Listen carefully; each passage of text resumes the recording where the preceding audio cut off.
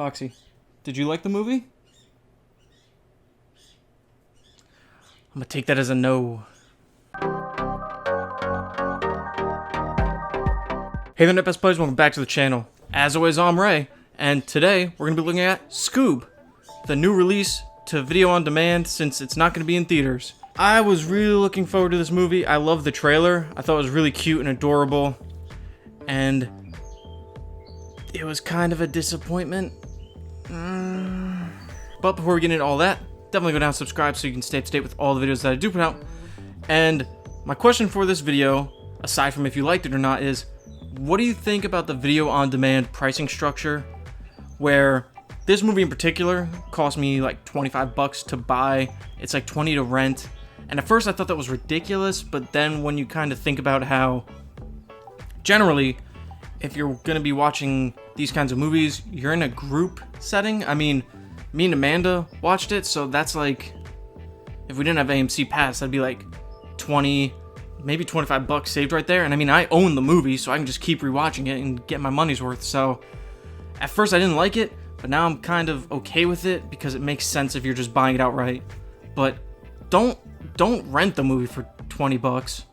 Or any movie for that matter when you can just buy it outright for like 25. It's crazy.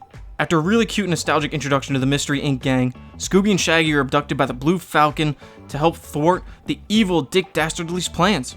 So I'm going to start by saying that I was pretty let down by this movie, and much like myself, I think it's a pretty big waste of potential. The movie is very well animated, and I think that's absolutely one of its strong suits. Now, that can only be said for the prominent characters, whereas the background characters are kind of just there, like they're not really well animated at all, and also a lot of the environments felt kind of empty. But the main characters, they're all pretty good. The voice actors as well do a really great job with the material that they're given, and I like all of them. I don't know why everyone's freaking out about the original voice cast not coming back and Matthew Lillard not coming back, even though I'm pretty sure he's not contractually obligated to do another Scooby Doo. So I don't know why people are making such a huge deal about it. The original cast, I can understand more so than Matthew Lillard, even though I really like him as Shaggy. He was great in the live action movies. The standouts for me though were Jason Isaacs, because he's pretty unrecognizable in here, and I thought he did a really good job as Dick Dastardly.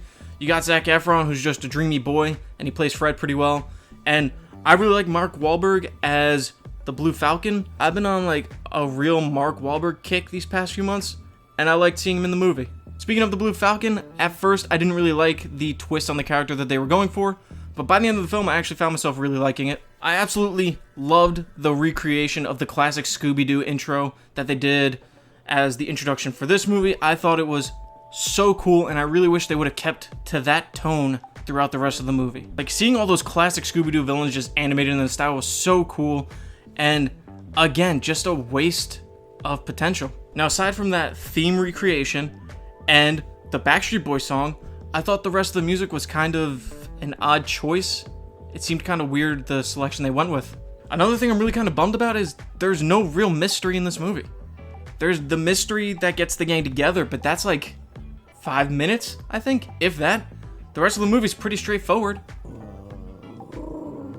See, she's mad at the movie too. Now you may be asking, since it's not a mystery movie, which you would expect from Scooby Doo, what kind of movie is it? That's right, it's a superhero movie for some reason. Complete with beam in the sky cataclysm event and all. Honestly, they're barely even the gang in this movie, because for, I would probably say, about 90% of the movie, they're split up. It's just Shaggy and Scooby that get abducted by the Blue Falcon, and then Fred, Velma, and Daphne chasing them down, trying to figure out where they're at. Also, the humor didn't really work for me. I probably liked about 60% of it, and I don't really understand why they had a Tinder joke in there. Like, I understand subtle adult jokes that kids don't recognize, but then they will later on in their life when they rewatch the movie.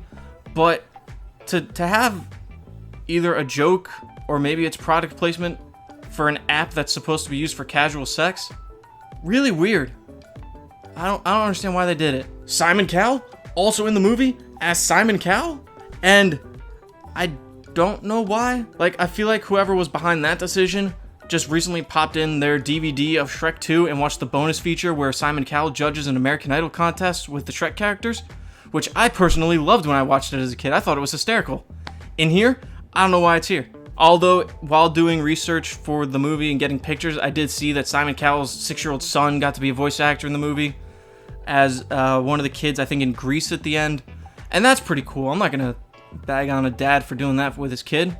Maybe he just wanted to be in a movie with his kid. I just don't understand why they made him Simon Cowell in the movie.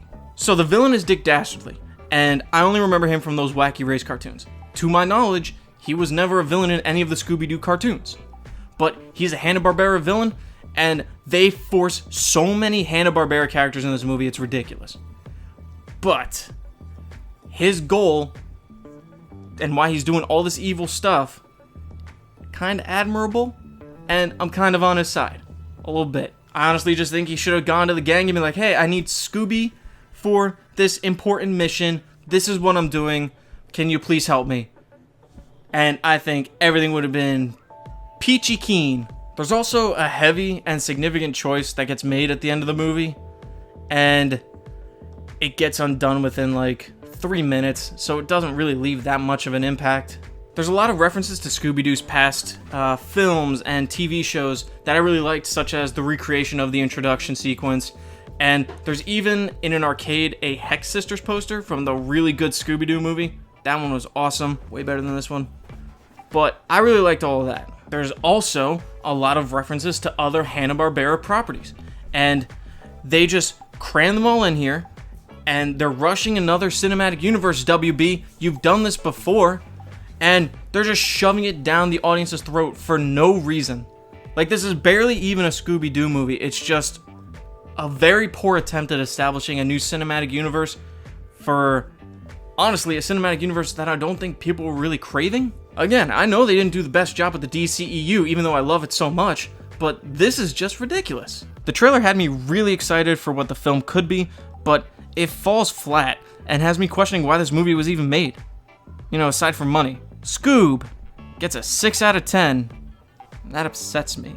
So I did buy the movie for like 25 bucks or whatever, and I'm not super upset by that. I mean, I enjoyed watching it enough. There were just a lot of things that didn't make sense to me, why they would do them in this movie. It's a lot like what my mom used to say to me all the time, where she's not mad, she's just disappointed. And that's my review for Scoob. Just wait for a sale to pick it up. It's not like you need to see it right now. But if you got kids at home and they're bored and you're looking for a new movie to show them, you could do a lot worse. As always, thanks for watching the video, guys. It means a great deal you're continuing to watch the videos that I do put out. Definitely go down and subscribe so you can stay up to date with all the videos as they come out.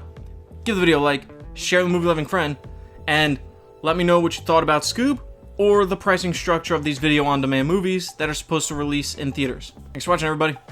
See ya. Would you like to say goodbye?